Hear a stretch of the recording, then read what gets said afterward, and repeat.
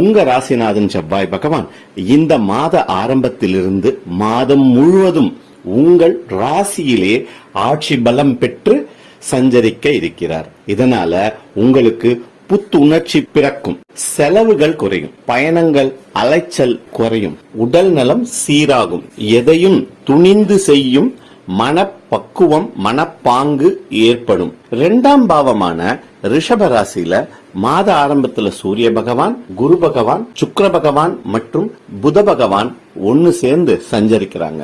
உங்களுக்கு குடும்பத்துல சின்ன சின்ன வாக்குவாதங்கள் ஏற்பட வாய்ப்புகள் உள்ளன. இருந்தாலும் குடும்பத்தில் மகிழ்ச்சி நிலவும்.